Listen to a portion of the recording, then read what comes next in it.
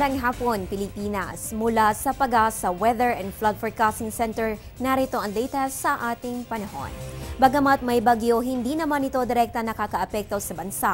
Ang dahilan ng mga pag-uulan ngayon, particular na dyan sa ilang bahagi ng Visayas at Mindanao, ay ang umiiral na intertropical convergence zone at mga thunderstorms. Sa mga susunod na oras, nagpapatuloy po ang mga pag-uulan sa may Visayas, Bicol Region, Zamboanga Peninsula at Palawan. Ganito rin po ang mararanasan dyan sa may Cagayan Valley. Habang dito naman sa Metro Manila at nalalabing bahagi ng bansa ay makakaranas ng partly cloudy to cloudy skies maliban na lamang sa mga localized thunderstorms ngayong hapon o gabi. Kaya mga kababayan, manatiling nakatutok sa weather updates para malaman kung uulan sa inyong lugar. Samantala, lagay ng panahon sa ating mga sakahan, alamin sa aming pagbabalik.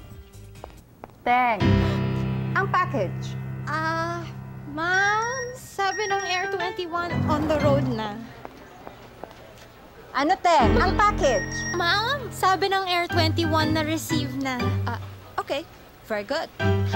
Basta padala, sagot ka ng Air 21. May real-time delivery updates via text para worry-free ka. Teng, ang package, napadala mo na? Yes, ma'am, sa Air 21. Sa Air 21, sagot ko, padala mo!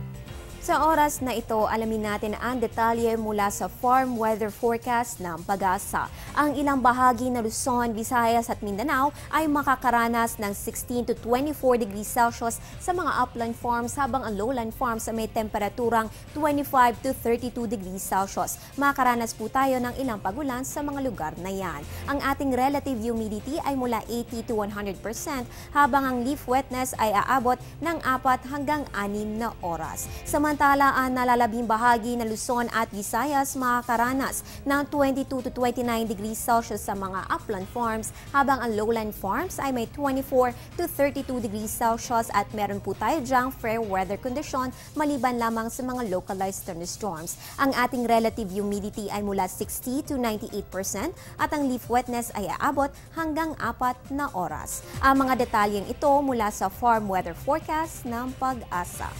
At yan ang latest mula dito sa Pag-asa DOST. Manatiling nakatutok sa ating weather conditions sa pamamagitan ng Panahon TV Facebook at Twitter accounts. Antabayanan rin ang aking susunod na update mamaya sa News at 6.